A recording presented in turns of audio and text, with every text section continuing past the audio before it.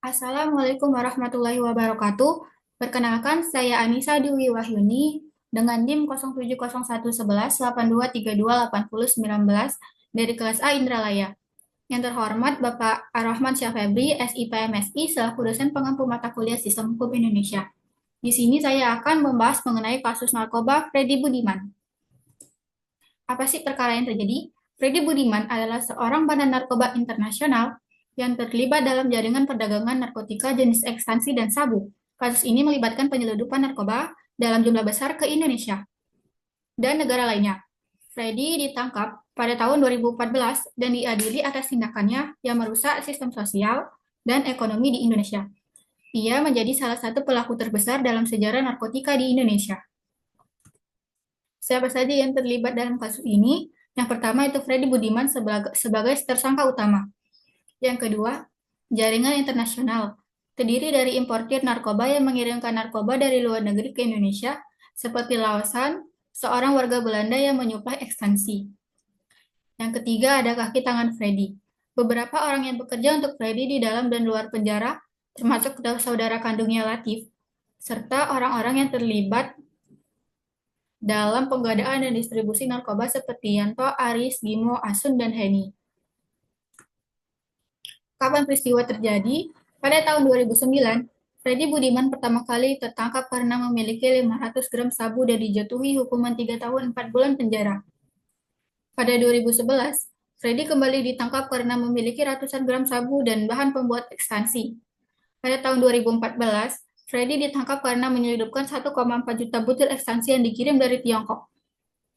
Pada 2015, penangkapan 50.000 butir ekstansi, 800 gram sabu, dan narkoba lainnya melalui penyelidikan intensif pada tahun 2014 hingga 2015. Kemudian, pada tanggal 29 Juli 2016, Freddy dieksekusi oleh regu tembak di Nusa Kambangan, Cilacap, Jawa Tengah, setelah peninjauan kembali permohonannya ditolak oleh Mahkamah Agung. Di mana saja kasus ini terjadi? Penangkapan Freddy. Penangkapan pertama terjadi di Jakarta dengan penggeledahan rumah dan lokasi yang terkait dengan narkoba. Yang kedua, gudang penyimpanan narkoba. Freddy mengatur penyimpanan narkoba di berbagai lokasi. Salah satunya adalah gudang di Kapuk Kamal, Cengkareng, Jawa Barat yang dijadikan tempat penyimpanan dan pencetakan ekstansi.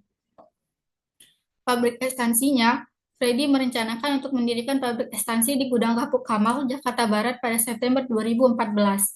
Pabrik ini melibatkan saudara kandungnya dan beberapa pekerja yang direkrut untuk menjalankan operasionalnya. Mengapa kasus ini terjadi? Freddy Budiman terlibat dalam perdagangan narkoba karena motivasi ekonomi yang sangat kuat.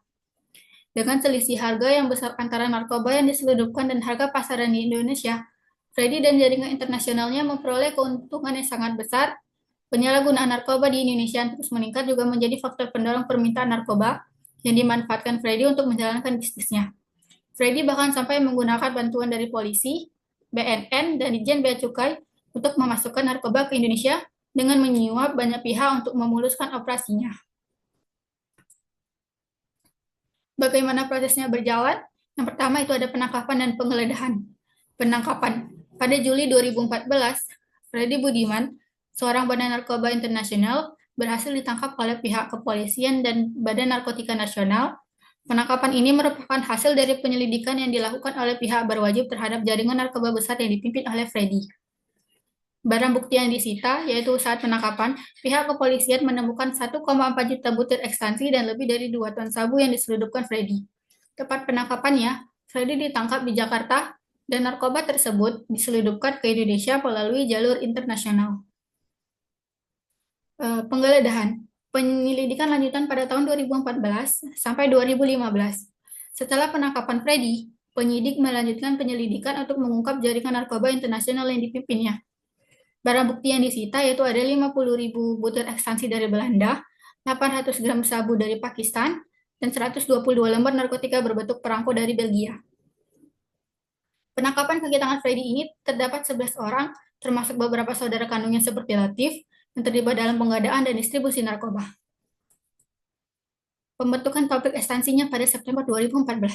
Pada September 2014, Freddy Budiman menyusun rencana untuk membuat pabrik ekstansi di Kapuk Kamal, Cengkareng, Jakarta Barat.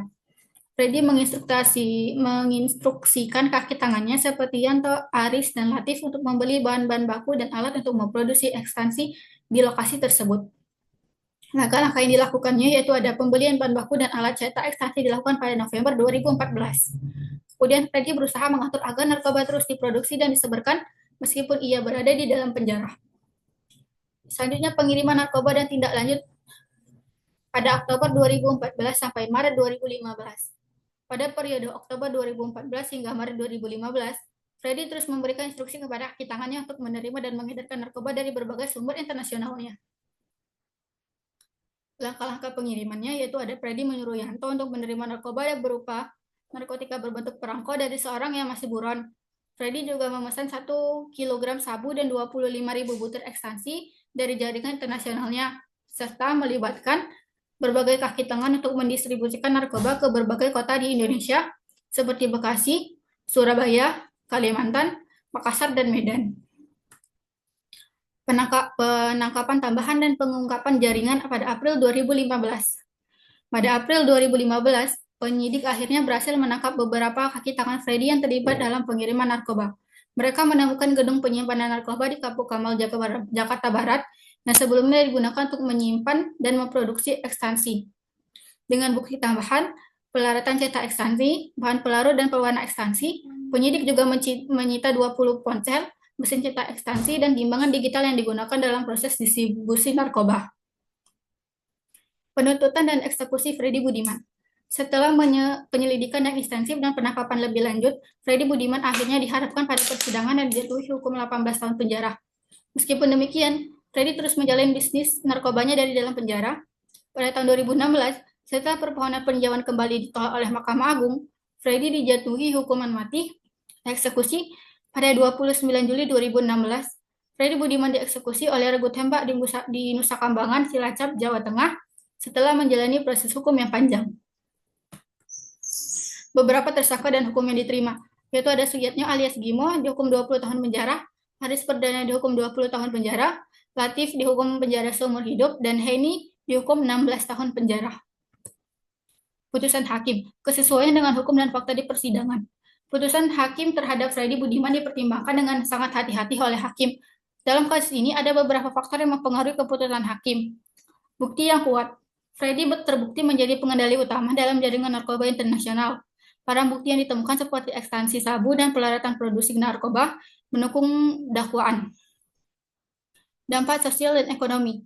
Perdagangan narkoba yang dilakukan Freddy memiliki dampak sosial dan ekonomi yang sangat besar, terutama pada kesehatan masyarakat dan generasi muda. Hukuman mati. Putusan hukuman mati dianggap tepat dan sah secara hukum, mengingat kerusakan sosial yang ditimbulkan oleh tindakannya, serta memenuhi ketentuan Undang-Undang Narkotika yaitu Pasal 114, 132, dan Pasal 135 dari Undang-Undang Narkotika Nomor 35 Tahun 2009 yang memungkinkan hukuman mati untuk perdagangan narkoba dalam jumlah besar. Apakah keputusan yang dibuat telah tepat? Keputusan untuk menjatuhkan hukuman mati pada Freddy Budiman dapat dianggap tepat dan sah secara hukum, mengingat besarnya kerugian sosial dan ekonomi yang ditimbulkan oleh tindakannya. Hukuman mati memberikan pesan tegas bahwa Indonesia tidak akan mentolerir perdagangan narkoba dalam skala besar, namun ada kritik terhadap hukuman mati dari perspektif hak asasi manusia, dengan beberapa pihak berargumen bahwa hukuman mati tidak efektif mengatasi peredaran narkoba. Meskipun demikian, hukuman mati tetap sah berdasarkan prosedur hukum Indonesia. Mengingat dampak luar biasa yang ditimbulkan oleh kejahatan tersebut, hukuman mati terhadap Freddy Budiman mempertimbangkan dampak sosial dan ekonomi yang besar akibat perdagangannya dalam narkoba, yang merusak generasi muda, meningkatkan kriminalitas, dan menambah beban ekonomi negara.